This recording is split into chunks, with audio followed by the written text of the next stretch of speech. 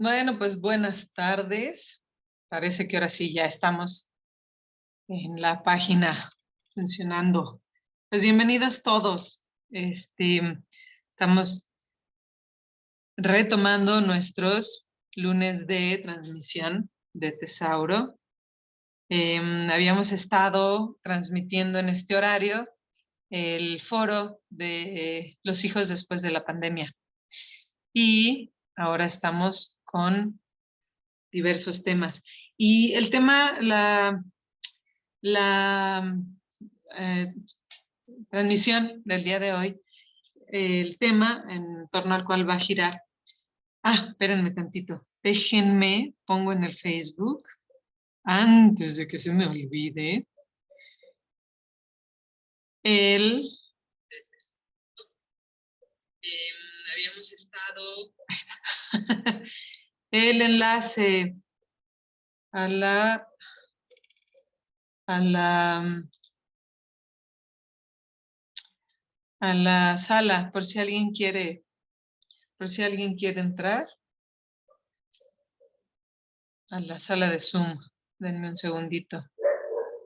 Lo vamos a poner por aquí, ya estamos acá, vamos a poner acá.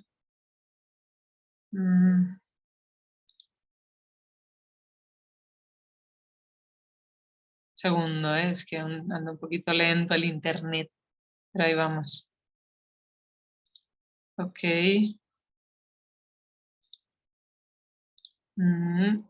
Vamos a poner aquí el Zoom ID. Zoom ID. Porque yo sigo insistiendo en que si alguien quiere entrar a la sala de Zoom y conversar sobre todos estos temas a todo dar. A veces es difícil estar en la transmisión y aparte ir siguiendo los comentarios en el Facebook, porque no estoy transmitiendo directo desde el Facebook, sino desde Zoom.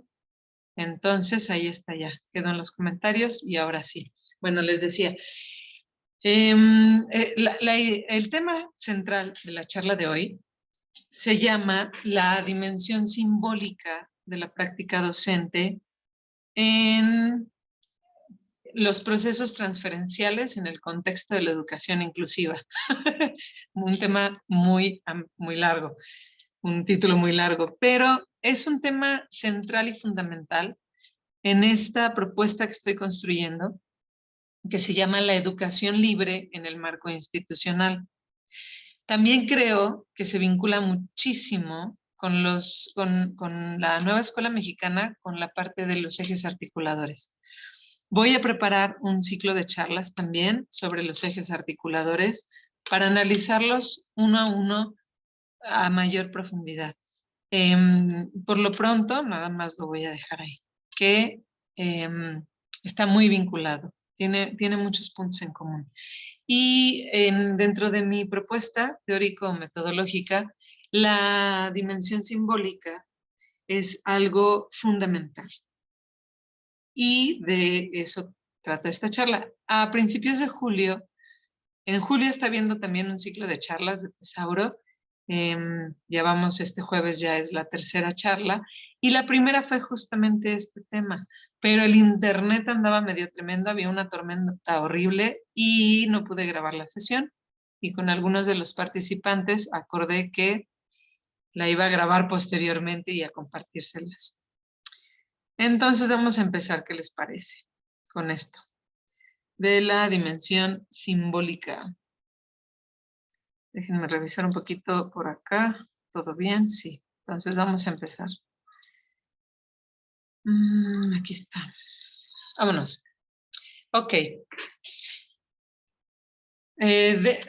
Dentro, les decía yo, de esta propuesta que estoy construyendo, que se llama la dimensión simbólica de la práctica docente.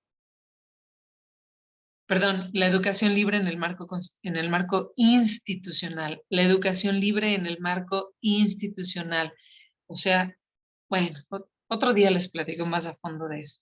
Ahorita vamos a enfocarnos aquí. Dentro de esta propuesta, me he ocupado mucho del trabajo que tiene que ver con la dimensión simbólica de la práctica docente. Y esto está metido en el contexto de la educación inclusiva porque el trabajo que yo propongo tiene que ver con el derecho de todos a pertenecer sin renunciar a lo que uno es, pues para caber en los espacios institucionales. Pero el corazón de lo que hago es esta parte. Vamos a ver qué es. En esta transmisión vamos a platicar sobre esto de la dimensión simbólica y su vínculo con los procesos transferenciales. Esto metido en el contexto de la educación inclusiva, que nos lleva a la idea de un sistema simbólico supraindividual, para concluir con la intermediación de los procesos dialógicos en el aula. Cualquiera que se acerque a la transmisión en vivo, ahí está en los comentarios está el acceso a la sala de Zoom. Con gusto, si tienen alguna pregunta o algo, por favor entren, interrumpan la conversación o la exposición y participen. Me va a dar mucho gusto. La dimensión simbólica. ¿Qué es eso de la dimensión simbólica? Bueno, hace tiempo, a principios del siglo pasado, la psicología ya venía, bueno, desde finales del siglo XIX, ya estaba el estudio más que de la mente humana, de la conducta humana como un acercamiento al estudio de la mente humana, o sea, la psicología. Comenzaban a aparecer personajes importantes que estaban estudiando al ser humano, pero ya no en su parte, digamos, fisiológica, corporal, sino mental, comportamental, conductual. Y desde distintas áreas, no nada más desde la psicología. La filosofía, la sociología, muchas áreas del conocimiento estaban empezando a meterse a la cabeza del ser humano, a cuestiones menos tangibles, ¿no? A principios del siglo pasado, del siglo XX, en Chicago se instaló una universidad que se volvió muy famosa, como pasó a la historia como la Escuela de Chicago. En ese entonces, Chicago era una sociedad muy compleja, con mucha em, descomposición social y mucha turbulencia. Y entonces estas personas de la Escuela de Chicago se ocuparon de tomar a esta sociedad como su objeto de estudio y se diseñaron distintas líneas.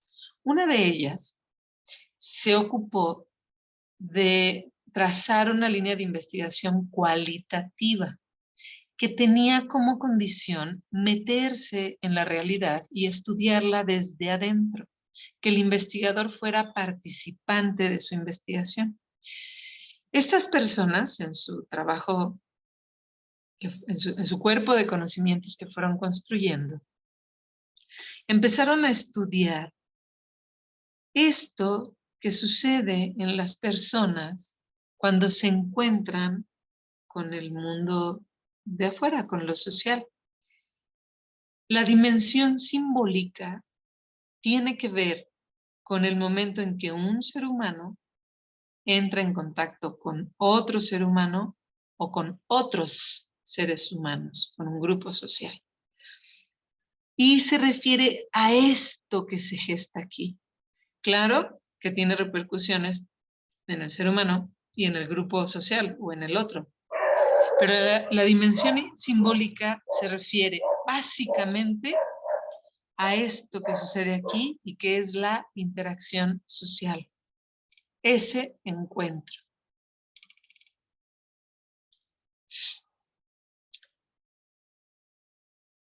Entre estos investigadores había uno muy particular, que se llamó George Herbert Mead. Él casi no escribió, él venía de la línea filosófica e hizo toda una traducción de lo que iba encontrando en lo social a, a partir de sus principios filosóficos y fue construyendo las líneas de algo que él llamó conductismo social, porque él decía que estudiaba la conducta del humano en lo social, no a solas, como hacían, por ejemplo, los del conductismo o los Operante y estos, ¿no?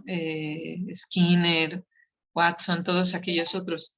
Él estudiaba el hombre, la conducta del hombre, pero vinculada a lo social. A partir de los estudios de Mead, se construyó posteriormente lo que hoy se conoce como interaccionismo simbólico. Mead siembra las bases y sus seguidores van definiendo las líneas teóricas del interaccionismo simbólico. Para mí, Mead es como el padre del interaccionismo simbólico. ¿Qué decía Mead? Vamos a ver. Para mí, el acto era la unidad de análisis. Por eso él no estudiaba al hombre solo o al hombre mental, digamos, sino el acto. Por eso decía que era conductista, porque estudiaba la conducta. Esa era su unidad de análisis. De ese acto, él entendía el gesto como mecanismo. ¿Qué es el gesto? El gesto son las acciones que llevan una intención comunicativa. Incluso Mead ponía de ejemplo a, a un perro que le enseñan los dientes a otro, que son señales, ¿no? Bueno, en el universo de los humanos, estas señales se convierten en gestos, pretenden comunicar. Quizá el gesto más complejo y evolucionado sea el lenguaje. El lenguaje es un gesto social para Mead, ¿no? Pero todo lo que hacemos, desde cómo nos movemos, cómo miramos, cómo nos vestimos, todo lo que hacemos los humanos son gestos que pretenden comunicar. Y aunque no lo pretendan, comunican. Estos gestos requieren al otro como vehículo de la simbolización, es decir, yo sola no comunico para mí misma a través de gestos. No tiene sentido. Tengo un monólogo interior. Los gestos tienen una función social, están vinculados al otro y quien les da sentido y los simboliza en realidad es el otro. El otro entendido como una persona más o como un grupo social. Entonces yo tengo, digamos, un gesto, puede ser una risa, puede ser un discurso, puede ser una presencia, puede ser un movimiento, cualquier cosa que comunique. Pero no es un gesto, no es un gesto simbolizado hasta que no lo recibe otro, pero además actúa en consecuencia. La simbolización está en la respuesta que el otro da a mi gesto. Si yo ando en un país donde nadie hace así o alguna otra seña, o así, y yo uso esta seña para comunicarme, si el otro no la recibe, la comprende y la responde, no hay interaccionismo simbólico. Porque más el interaccionismo simbólico está construido desde lo cultural. Las culturas van determinando sus gestos sociales. Entonces necesito del otro para simbolizar mi gesto o mi comunicación. ¿Qué resulta de, de esta simbolización? Yo emito un gesto o emito, bueno, sí emito, es recibido y respondido. Y en la respuesta que recibo del otro o de los otros, a partir de esa respuesta, voy construyendo lo que Mead llamaba el sí mismo o el self, que sería mi yo social. Es una construcción social el mí mismo. En la charla que di el otro día con respecto a a este tema, les decía que es como si yo me invitan a una fiesta y yo pienso pues que es una fiesta y me tengo que ir elegante y entonces me pongo muy elegante y yo me voy a la fiesta muy elegante y de pronto llego a la fiesta muy elegante y resulta que es una fiesta totalmente informal y la gente está incluso en traje de baño, ¿no? Y entonces a mi gesto, a mi manera de llegar, a lo que represento socialmente con lo que opté por usar, hay una respuesta. Y dependiendo de esa respuesta, yo voy a tener una impresión de mí misma. Si hay una respuesta amable en la que la gente no le importe cómo voy vestida o me ofrezcan algo más cómodo, etcétera, pues, no, pues me puedo sentir que me equivoqué, pero que no pasa nada. En cambio, si hay una burla, un rechazo o cualquier otra situación así, pues yo voy construyendo una idea de mí misma en la que estoy equivocada, en la que soy inadecuada. Es un ejemplo muy burdo, pero por ahí va la idea, ¿no? Al final de cuentas, lo que dice mí es que ese otro puede ser un grupo social o una persona o la familia. Ese otro, la familia no tanto, sí es nuestra primera socialización, pero es afuera de la familia. Ese otro se convierte en algo que él llamaba el otro generalizado. Pues ya no es una persona la que me dice las cosas, sino es ese otro que son los otros, que es la sociedad. Y al cabo del tiempo, este otro generalizado se acaba convirtiendo en mi conciencia. Pues yo ya no necesito ver qué cara van a poner los otros, qué me van a decir, porque yo misma me anticipo cuando estoy preparando mi gesto social. Siempre me estoy anticipando a los otros. Ese otro generalizado se ha metido en mi cabeza y determina mis acciones, mis gestos. Por eso esta simbolización es también cultural y se van construyendo lenguajes culturales de grupos. Ok,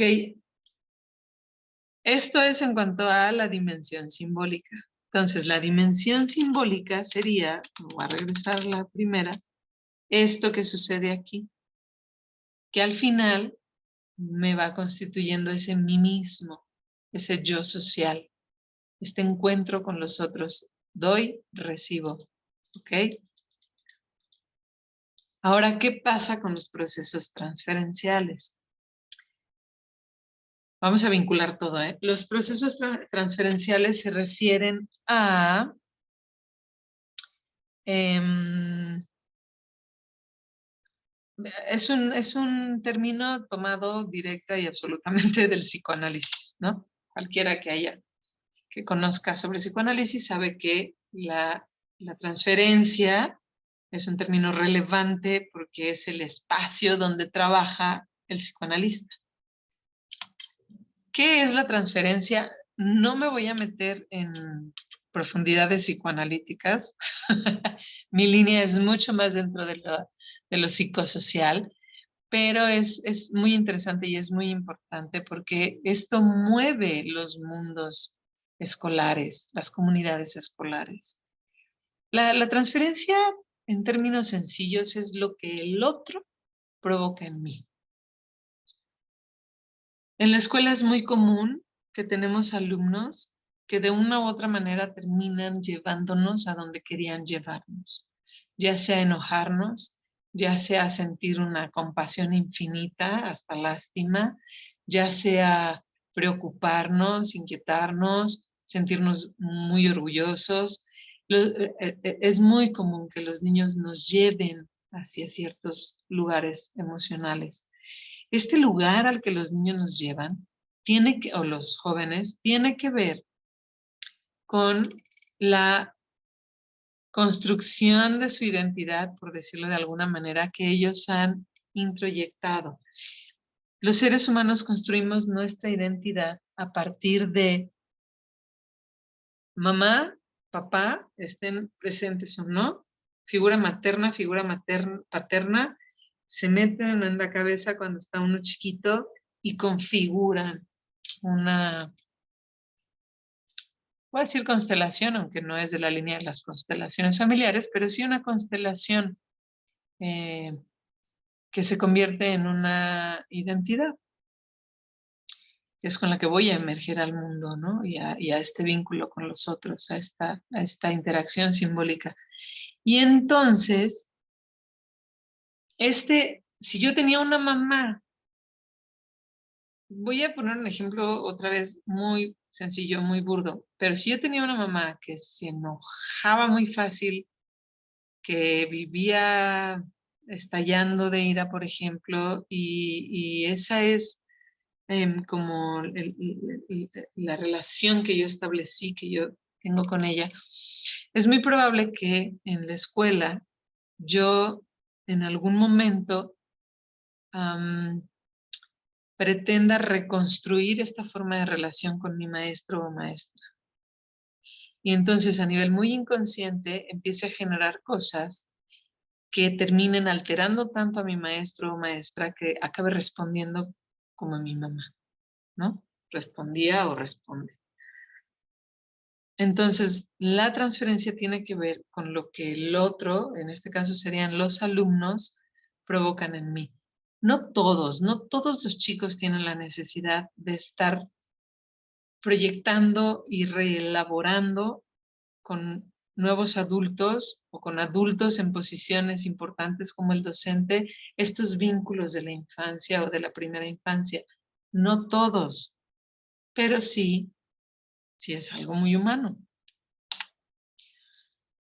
Esto que el otro provoca en mí espera una respuesta.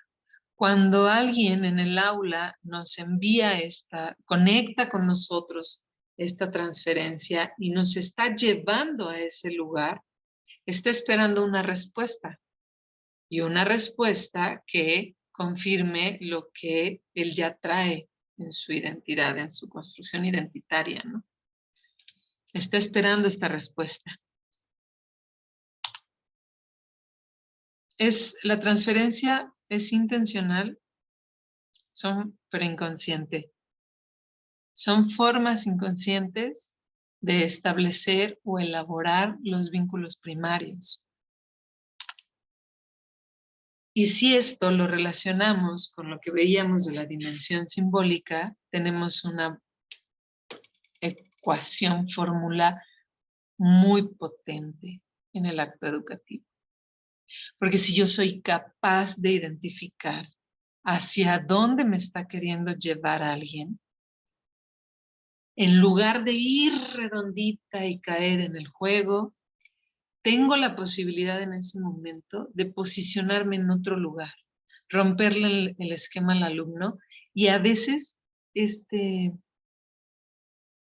esta respuesta inesperada para el chico o la chica puede ser la posibilidad de que busque otros caminos en su vida. Por ejemplo, la persona acostumbrada a vínculos violentos, por decirlo, que de pronto, por más que provoca, tiene la posibilidad de encontrar una respuesta diferente que no cae en la violencia, lo que haces es abrirle la puerta a saber que existen otras formas de relación, ¿no? Digo, siguen siendo, les repito, ejemplos muy burdos, pero esto es muy común cuando tenemos un grupo o un alumno en particular que nos atrapa en el estómago, que molesta o que nos lo llevamos a la casa, ¿no? Pero la emoción está atrapada en el estómago. Y esta emoción que es muy fuerte em, es la que yo puedo analizar desde esta cuestión de la dimensión simbólica para tomar conciencia de ello y decidir qué le voy a responder. Acuérdense que todo gesto se simboliza y reconstruye. Entonces, ¿yo qué le voy a responder a este chico que está esperando que me vaya por allá, no? El que siempre termina, por ejemplo, haciendo trabajos horribles, arruinando el cuaderno y ya sabe que va a llegar el momento que alguien le va a decir que es un pésimo alumno, que mira qué marranadas haces, que tu cuaderno está espantoso, que, ¿no? Y de pronto se encuentra con un maestro que lo último que le importa es el estado del cuaderno y se ocupa más de ver qué está aprendiendo. Y no cae en la cuestión de soy un mal alumno porque mis cuadernos son un asco, ¿no? Sino a ver quién está atrás del cuaderno y qué podemos aprender y compartir. Tú, yo, ¿no? Por ejemplo, es otro ejemplo que ahora me viene a la mente.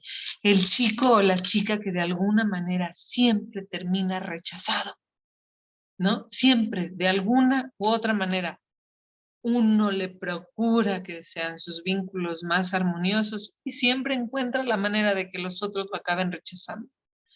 Por actitudes, por formas de hablar, hasta por su apariencia, siempre encuentra la manera, o de caerles gordo, ¿no?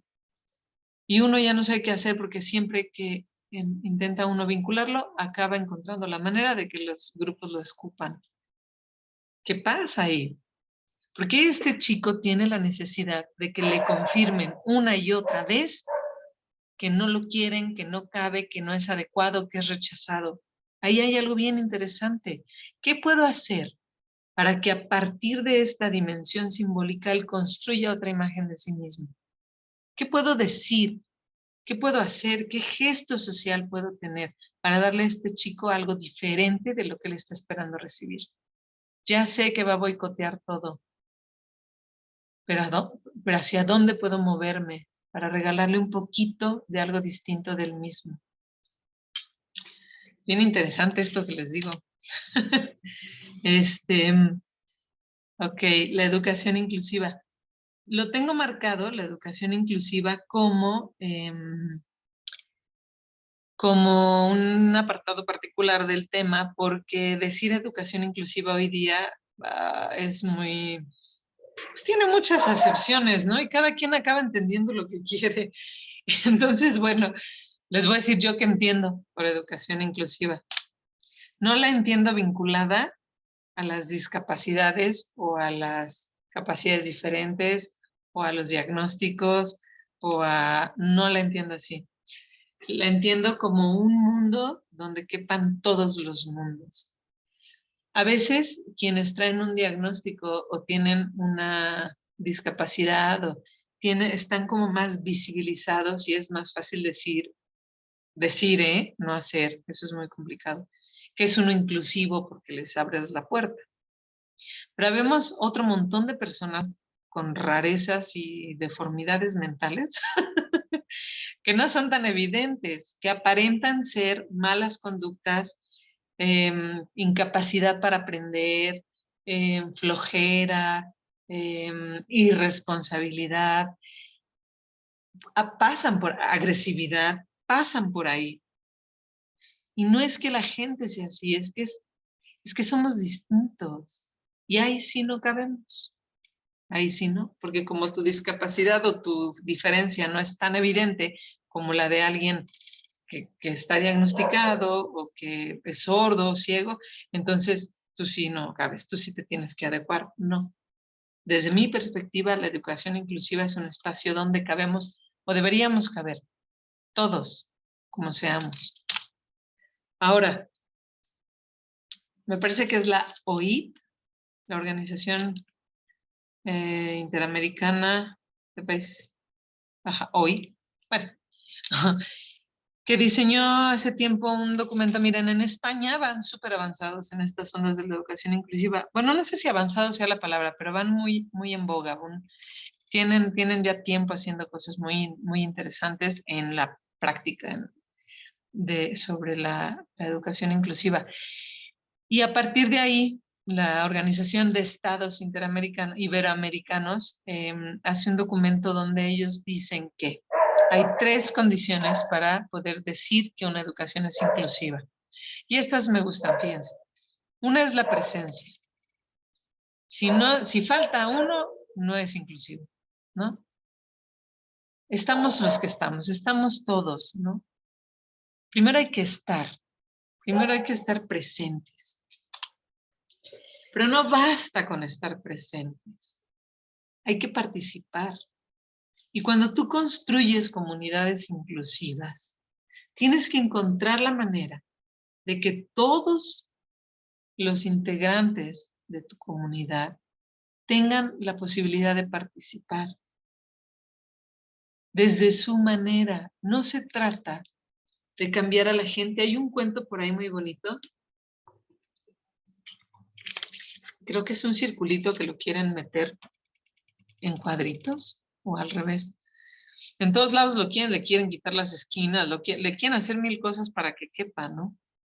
No se trata de ver a qué tengo que renunciar de mí mismo para pertenecer, que te borren, ¿no? No, o sea, es que tú contestas muy feo. Que se te borre eso si quieres caber. No, tú corres muy lento. Que se te borre eso si quieres pertenecer. No, a ti no te gusta hablar. Y aquí los que no hablan no participan. O hablas, te borramos esa parte, porque o hablas o no puedes pertenecer. De todas estas formas distintas, uno tiene que encontrar la manera de que no nada más estén, sino participen. Y la participación no es homogénea. Participar no es hacer esto y esto y esto y esto, no. Hay mil formas y cada quien debe encontrar la suya. Y uno, como gestor de comunidades inclusivas, tiene la obligación de encontrar la manera en que cada persona no nada más exista, esté presente, sino participe, que de alguna manera altere a la comunidad. Eso es participar. Si está un lago muy quieto, avienta una piedra y se altera. Eso es participar. Y hay muchas formas en que yo puedo participar. Pero no nada más basta con estar presente y con participar. Hay que aprender. En España ha habido mucho, mucho, mucho sobre esto de que es una educación, digamos, el éxito, ¿no? Cómo mezclas equidad y calidad. Si por tener equidad no pierdes calidad en los aprendizajes, o por meter calidad renuncias a la equidad, ¿no? Son cuestionamientos muy lindos, muy interesantes y muy complejos. Uno mismo lo sabe. Los que oigan esta transmisión y tengan grupos donde han tenido que integrar gente con otros procesos de aprendizaje, sabe que a veces uno siente que se va a perder la calidad del proceso del resto del grupo si yo soy equitativo, ¿no? Son temas interesantes. Pero no es así. Una educación de verdadero éxito debería ser aquella que logre equidad y calidad. Y entonces no basta con estar y con participar, sino hay que aprender. Al final las escuelas es nuestro propósito. ¿Qué aprender? Ya se los dejo a cada quien, ¿no? Cada colectivo docente, cada sociedad, cada escuela, estado, institución, secretaría va definiendo el qué. Por más planes y programas que nos manden, el qué lo terminamos definiendo ya en el aterrizaje, ¿no? Pero que sí haya ese que, cualquiera que sea, que todos tengan derecho a acceder a él, desde su posición y a su ritmo. Y hay otro documento que se ha vuelto muy famoso, que se llama Index for Inclusion. En español le pusieron Guía para la Inclusión. Nada más hay que fijarse que sea la de Booth y Ainscough, porque hay otros documentos que se llaman igual y que no son estos. Booth y Ainscough son dos ingleses que han trabajado mucho teorizando lo práctico de la educación inclusiva y han hecho esta guía para ayudar a cualquier escuela que quiera ser inclusiva. Trae unas guías para evaluar qué tanto eres inclusivo, qué tanto no, e ir tomando conciencia de tus dificultades para trabajar sobre ellas. Ellos son los que meten esta idea de las barreras para el aprendizaje y la participación, porque ellos dicen, bueno, ellos y otras personas también, que no es, el problema no es la capacidad o discapacidad de la persona, sino uno es como es, ¿no? Algunos con más habilidades y capacidades, otros con menos, digamos, o diferentes. El problema es el ambiente, es el ambiente el que es discapacitante. Un ejemplo burdo otra vez es, por ejemplo, alguien llega en silla de ruedas y si tienes escaleras para acceder, pues ya le estás complicando un poco la existencia, ¿no? O si alguien no escucha y no sabes lenguaje de señas o no tienes otra opción, otra forma de comunicar, eh, pues también estás empezando a poner tú barreras. Si tu indicación para la actividad es que todos participemos y el que pierda baila y entonces tienes varios chicos tímidos o gente que se siente inadecuada o que no es cómoda en estas cosas, pues estás dejando fuera. O sea, las barreras las pone el ambiente, el contexto, no la persona. Entonces ellos llevan con su guía a las escuelas o a las instituciones a revisar qué tan inclusivos son, qué tantas barreras ponen o generan, a veces sin darnos cuenta, las construimos. Y entonces ellos proponen tres como dimensiones de análisis, que son la cultural, que se refiere como a las ideas que gobiernan a la institución, qué tan inclusivas son, las políticas, que ya esta es nuestra ideología, ¿no? Nuestro sistema cultural, simbólico. Ajá. Y las políticas es la manera en que yo las organizo y las convierto en lineamientos para que se puedan implementar. ¿Qué tan inclusivos son estos lineamientos? ¿Qué tanto sostienen a mi ideología inclusiva? Y la práctica, que se refiere ya a lo que hacen pues, los docentes o los intermediadores, los que están ya directo con los grupos, ¿no? ¿Qué tan inclusivas son sus prácticas? Ok, esto en cuanto a la educación inclusiva. Ahí vamos a meter nuestra dimensión simbólica y los procesos transferenciales. Ya estamos por terminar. La dimensión simbólica, perdón, el sistema simbólico supraindividual. Primero, entendemos el aula, al docente y a los que están metidos en el mismo salón como el grupo social con el que se va a construir este sistema simbólico. No necesariamente toda la escuela, sí, desde la otra que les decía del Index for Inclusion, pues sí, claro, que incluye a toda la escuela, es más, a toda la comunidad. Pero aquí no, para términos de la educación libre en el marco institucional, es el aula, ese mundo cerrado. Hay un libro maravilloso de Jackson que se llama La vida en las aulas, en el que se metió a, a indagar y luego a escribir así con lupa todo lo que acontece dentro de un aula. Y hay mucho trabajo escrito también sobre el rol del maestro, el poder del maestro en el aula, ¿no? Dentro de este grupo social se construyen símbolos. ¿Se acuerdan que decíamos que un gesto, cuando es emitido y tiene una respuesta del otro, es cuando se simboliza? Entonces, en este sistema, en este grupo social, se van construyendo símbolos. Unos son ya dados culturalmente, otros tienen que ver con la idiosincrasia del maestro y lo que va transmitiendo con sus gestos y con sus respuestas a lo que sucede en el grupo. Y otros son pues, los chicos que llegan con su propia carga cultural y familiar, ¿no? Entonces se van construyendo símbolos. En este sentido, la mirada docente es todo, es todo. Aquí nos iríamos a la microfísica del poder de Foucault, Michel Foucault, cuando él analiza lo que sucede con un sitio que socialmente está investido de poder, como es el del maestro. No importa quién es el maestro.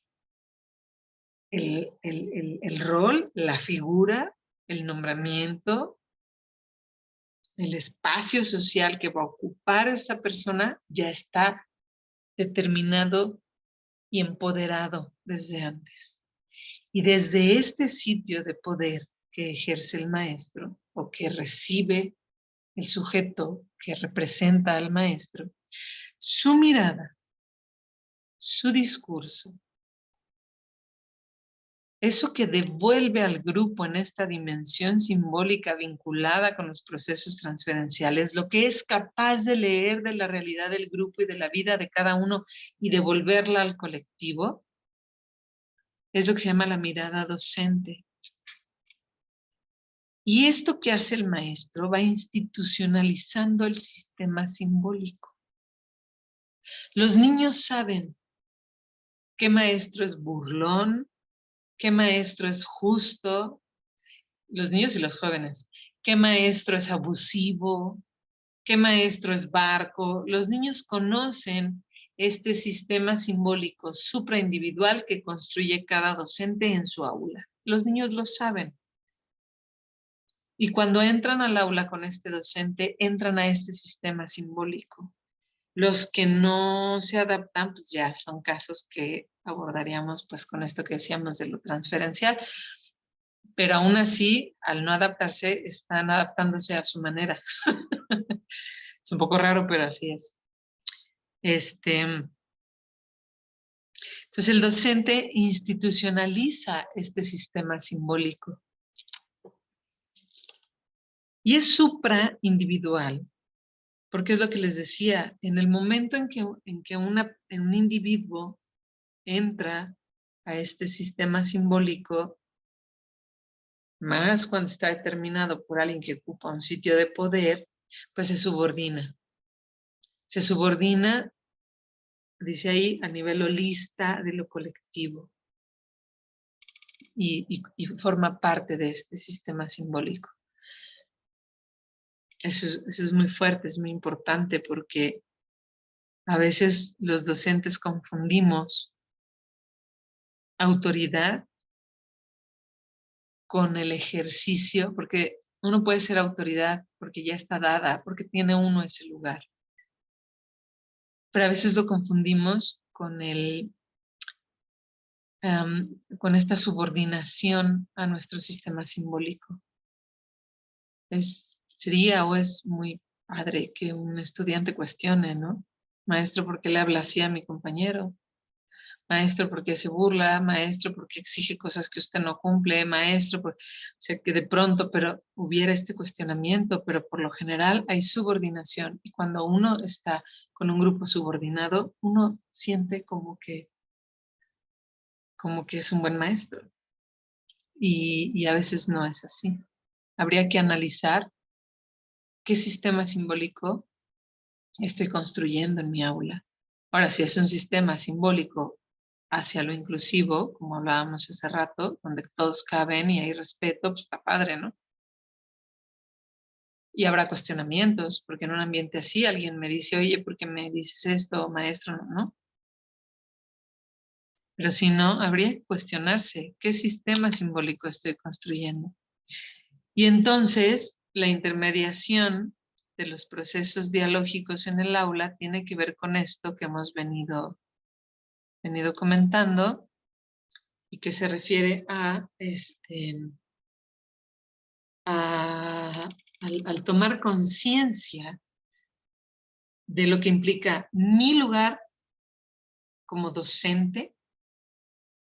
Hay otro autor que se llama Stryker, que analiza los roles sociales desde la interacción simbólica, ¿no? Cómo la sociedad construye estos roles.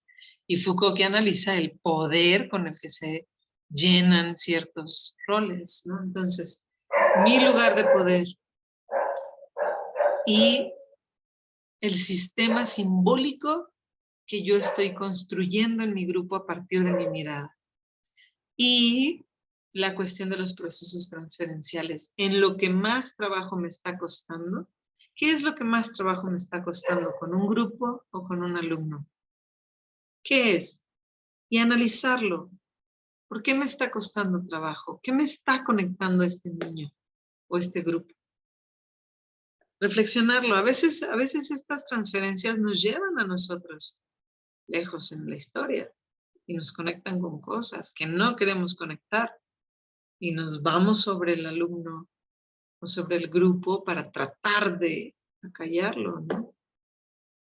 Entonces, tomar conciencia de estos procesos transferenciales para tomar decisiones conscientes, no me gusta la palabra, pero asertivas, y que ayuden a la gente, a los chicos, a caminar hacia otras latitudes en sus vidas, ¿no? Entonces, bueno, pues este fue el, el tema, la charla de hoy, respecto a los, la dimensión simbólica. Y en las siguientes semanas vamos a seguir difundiendo esta propuesta de la educación libre en el marco institucional, ¿no? El tener todos derecho a pertenecer desde quién somos y desde cómo somos. Y ojalá que con el tiempo, ya apenas estamos por aquí inaugurando el espacio virtual y presencial, pero yo espero que con el tiempo se pueda ir construyendo una conversación, un diálogo, porque son temas muy interesantes y más que interesantes, trascendentales, ¿no? Hay gente, hay niños, hay personas que su vida entera puede cambiar si se encuentran un docente dispuesto a mirarlo de otra forma, ¿no? A veces no son las estrategias. Tú puedes dar una clase total y absolutamente expositiva en una institución así, cuadrada, rígida, y tu mirada, tu discurso, tu actitud, a partir de la conciencia de esta dimensión simbólica, volver inclusivo ese espacio. Claro que se puede. Y pues bueno, eso fue todo por hoy, como decía el pájaro loco. Nos vemos el lunes que entra. Todavía no sé bien, a lo mejor el tema del siguiente lunes, ya iremos viendo. En la semana les aviso de qué se va a tratar. Pero bueno, por lo pronto me despido. Yo soy Claudia Herrera. Este es Tesauro, que Tesauro es la plataforma para la difusión de la educación libre en el marco institucional.